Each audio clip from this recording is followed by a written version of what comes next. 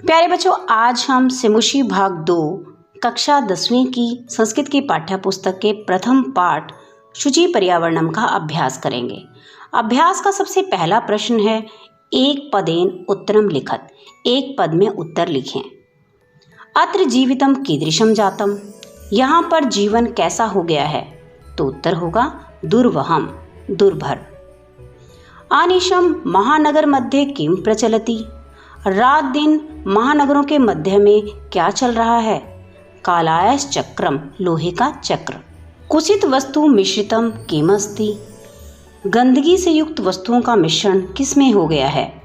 भक्ष्यम, खाने पीने की वस्तुओं में या भोज्य पदार्थों में। अहम कस्मई जीवनम काम्ये। मैं किसके लिए जीवन की कामना करता हूँ? प्रस्तुत प्रश्न में अहम पद कवि के लिए प्रयुक्त हुआ है। कवि किसके लिए जीवन की कामना करता है? मानवाया, मानव के लिए। कि श्याम माला रमणीय। किनकी पंक्तियां रमणीय हैं या शोभनीय हैं?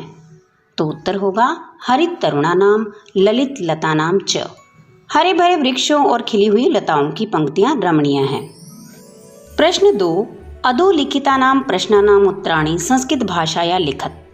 नीचे दिए गए प्रश्नों के उत्तर संस्कृत भाषा में लिखें। कवि किमर्थम प्रकृते शरणम इच्छति। कवि किस लिए प्रकृति की शरण चाहता है? तो उत्तर होगा नगरेषु जीवनम दुर्वहम जातम।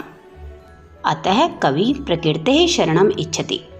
नगरों में जीवन जीना दुर्भर हो गया है, इसीलिए कवि प्रकृति की शरण की इच्छा करता है। कस्मात् कारणात् महानगरेषु संसरणम कठिनम वर्तते।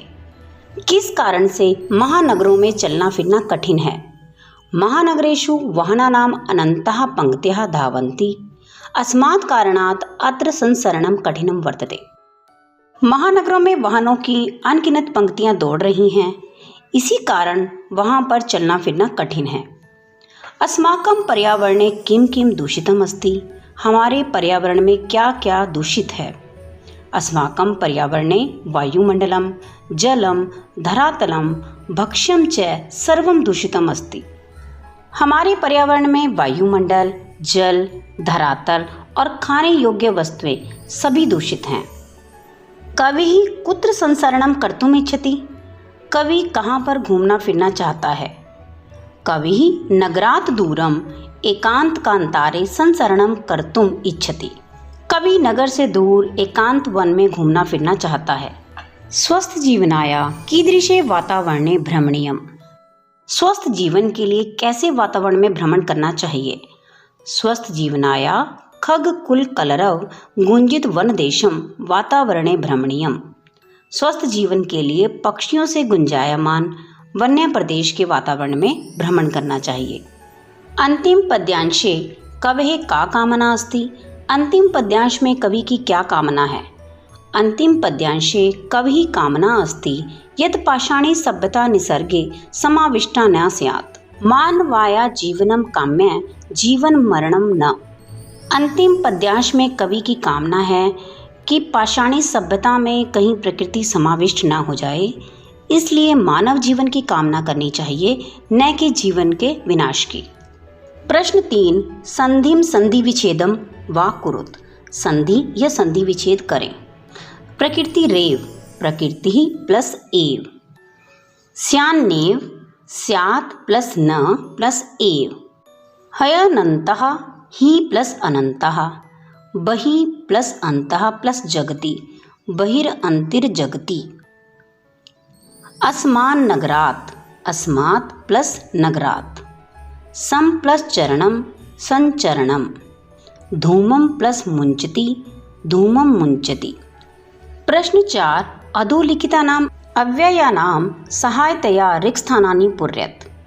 नीचे दिए गए अव्यय पदों की सहायता से रिक्त स्थान भरें, और वो पद कौन कौन से दिए गए हैं? भृशम यानी कि भयंकर, यत्र जहाँ, तत्र वहाँ, अत्र यहाँ, अपि भी, एव ही, सदा हमेशा, बहि बाहर। इदानीं वायुमंडलम भृशम प्रदूषितम अस्ति। अब वायुमंडल भयंकर प्रकार से प्रदूषित है। अत्र जीवनम दुर्वहम अस्ति। यहाँ पर जीवन जीना दुर्भर है। प्रकृति वातावरणे क्षणं संसरणम अपि लाभदायकम भवति। प्राकृतिक वातावरण में क्षण भर का चलना फिरना भी लाभदायक होता है। पर्यावरणस्य संरक्षणम एव प्रकृतेः आराधना। पर्यावरण की सुरक्षा में ही प्रकृति की आराधना है। सदा समयस्य सदुपयोगः करणीयः। हमेशा समय का सदुपयोग करना चाहिए। भूकंपित समय बहिर्गमनम एव उचितम भवति।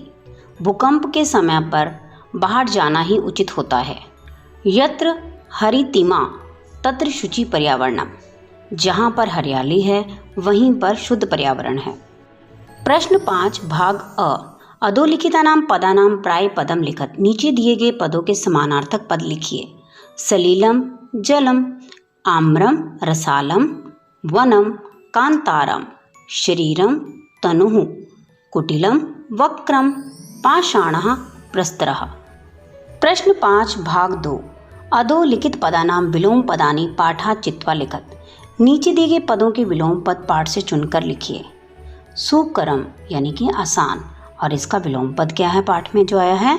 दुर्वहम यानी कि दुर्भर। दूषितम गंदा, शुचिः शुद्ध। गृह्णन्ति ग्रहण करना, मुच्यन्ति छोड़ना।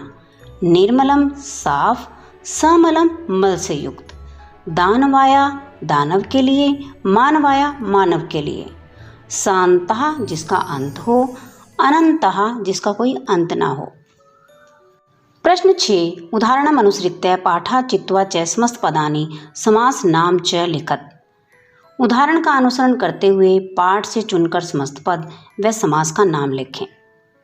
उदाहरण दिया गया है मलेन सहितम। मलेन सहितम का समस्त पद है समलम और प्रस्तुत पद में समास है अव्ययीभाव। हरितः च ये तरवः। समस्त पद है हरित तरुणा नाम और समास का नाम है कर्मधारय।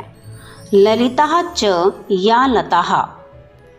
ललित लता नाम समस्त पद है और कर्मधारय समास है। नवा मलिका।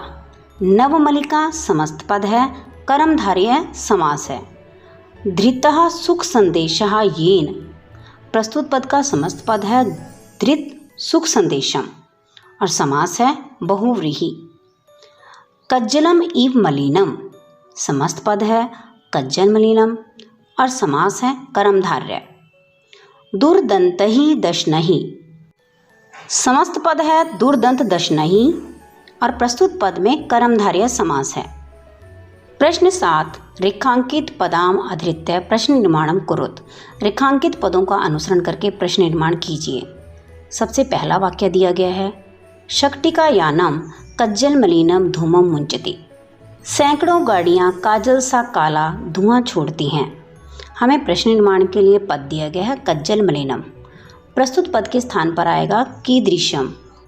शक्ति यानम कीदृशम धूमम मुंचति। दूसरा वाक्य दिया गया है उद्याने पक्षिणाम कलरवम चेतः प्रसादयति। उद्यान में यानी कि बगीचे में पक्षियों का कलरव चित्त को प्रसन्न करता है। प्रश्न निर्माण के लिए पद दिया गया है पक्षियां नाम। प्रस्तुत पद के स्थान पर क्या आएगा? जी हाँ, केशाम।